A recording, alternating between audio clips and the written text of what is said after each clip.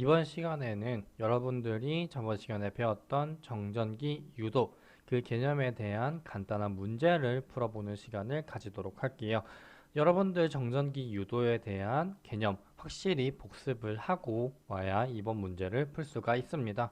자, 그러면 1번 문제부터 천천히 보도록 할게요.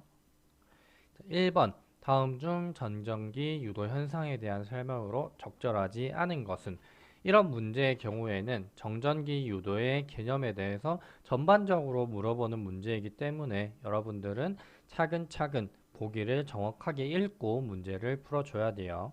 1번 보기부터 보도록 할게요. 두 물체를 마찰시키지 않아도 일어날 수 있다.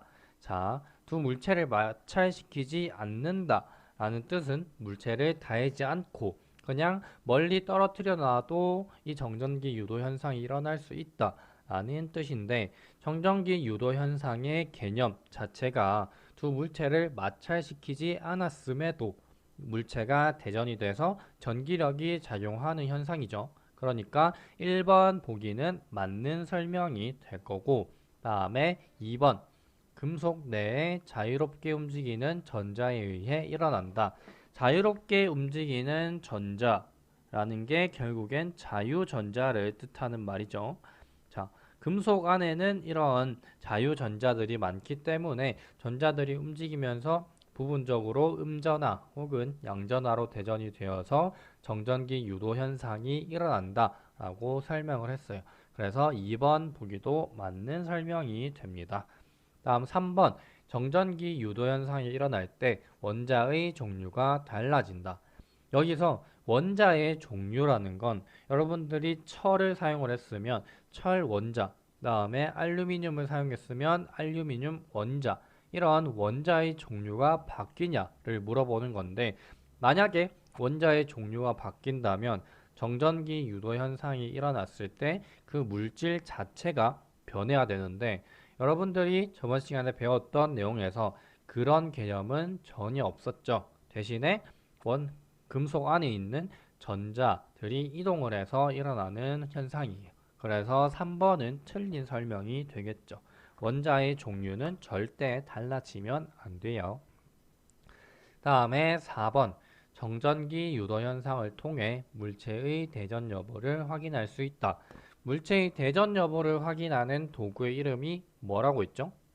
그쵸? 검전기라고 했죠. 그래서 우리가 검전기를 사용해서 대전 여부, 그다음에 전하의 양을 확인할 수 있는데, 이때 검전기의 원리가 바로 정전기 유도 현상이었죠. 그러니까 4번 보기는 맞는 설명이 됩니다. 다음에 5번 정전기 유도 현상에 의해 전기력이 작용하여 물체가 달라붙는다. 정전기 유도 현상이 일어나면 물체를 이렇게 놔뒀을 때 절반으로 잘라서 가까운 쪽은 물체와 대전체와 다른 전하, 다음에 먼 쪽은 같은 전하로 대전이 된다고 했죠. 그러면 대전체와 가까운 쪽이 서로 다른 전하를 띠기 때문에 대전체와 물체 사이에는 서로 잡아당기는 인력이 작용을 하게 됩니다. 그래서 전기력이 작용해서 두 물체가 달라붙게 되겠죠. 5번도 맞는 설명이 됩니다. 1번의 정답은 3번이 되겠네요. 다음 2번 문제로 넘어갈게요. 2번 대전되지 않은 검전기의 금속판에 대전체를 가까이 가져갔을 때 검전기의 모습으로 적절한 것은, 문제를 전체적으로 보니까 지금 검전기의 모양 그리고 검전기가 대전이 됐을 때 어떤 전하를 띠는지까지 한 번에 물어보고 있어요. 그러면 검전기에 대해서 간단하게 복습을 해보도록 할게요. 검전기는 가장 위에 금속판이 존재하고 다음에 금속판과 이어지는 금속 막대가 있죠. 그 다음에 금속 막대 끝에는 매우 얇은 금속인 금속박이 이런 식으로 나뉘어져 있습니다. 그 다음에 얘네들이 이렇게 유리병 안에 들어가 있는 구조로 되어 있어요. 검전기의 전체적인 구조가 다 금속으로 되어 있기 때문에 전자들이 자유롭게 왔다 갔다 할 수 있다라고 저번 시간에 설명을 했어요. 다음에 이 금속판의 물체를 가까이 가져갔을 때 접촉을 시키는 게 아니라 가까이 가져갔을 때 검전기가 어떻게 되는지를 한번 볼게요.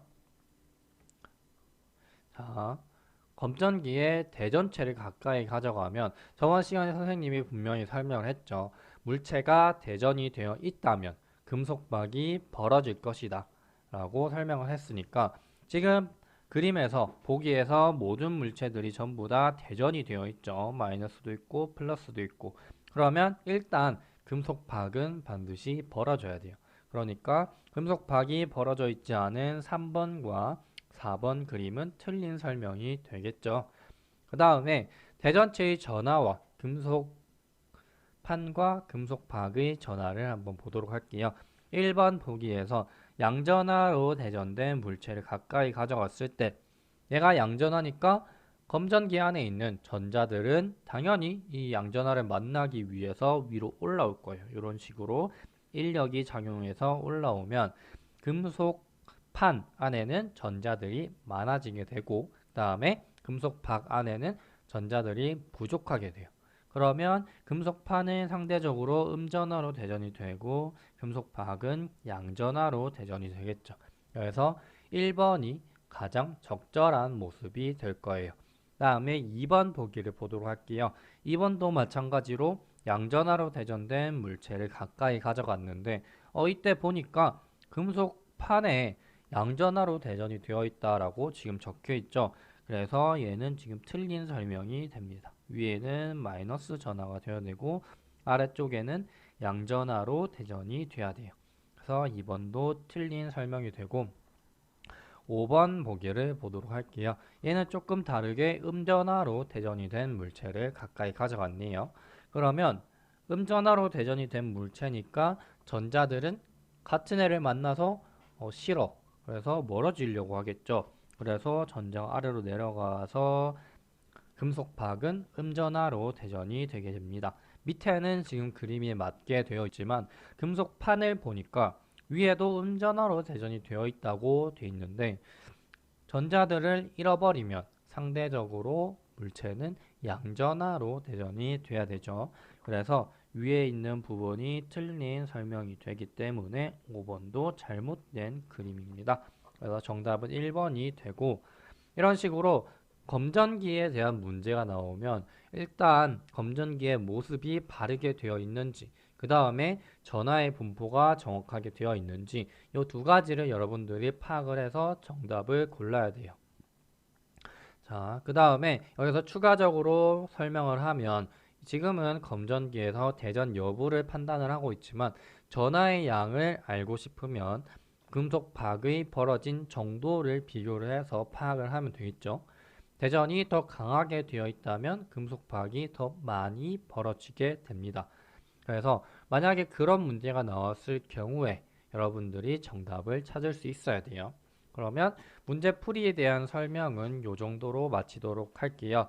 정전기 유도의 개념이 훨씬 더 많고 그 다음에 그 내용이 어렵게 나올 수 있기 때문에 이런 기본적인 문제들을 풀면서 개념을 확실하게 정립을 하고 가면 여러분들이 심화된 내용을 학습해도 좀 더 쉽게 공부를 할 수 있겠죠. 자, 그 다음 시간에 배울 내용에 대해서 간단하게 설명을 할게요. 여러분들이 다음 시간에 드디어 전류와 전압의 개념을 학습을 할 거예요. 이 전류와 전압의 개념은 지금부터 고등학교, 그 다음 대학교를 가서도 계속해서 여러분들이 학습을 할 거라서 가장 기본적인 개념부터 확실하게 잡고 가야 돼요. 이 전류와 전압, 그 다음에 이후에 저항에 대한 개념이 나올 텐데 세 가지 개념을 토대로 여러분들 그리고 나중에 가서 전기 회로라는 걸 만들게 됩니다. 그렇기 때문에 얘네들의 정의, 개념이랑 역할을 정확하게 설명을 해 드릴 거예요. 그 다음에 이 전류와 전압은 우리 눈에 보이지 않는 개념이에요. 그래서 우리가 눈에 보이지 않는 개념을 이해하기 위해서는 조금 비슷한 모형이라는 걸 사용을 해서 설명을 하는데 전기 회로에서 전류와 전압 그 다음에 이 얘네들과 비슷한 모양을 가지고 있는 물레방아 모형을 이용해서 얘네들을 설명을 해 줄 거예요. 그러면 여러분들이 이제 모형을 가지고 전류와 전압과 저항, 전구 아니면 전선 이런 걸 서로 비교를 하면서 개념을 이해를 하면 훨씬 더 쉽게 공부를 할 수가 있습니다.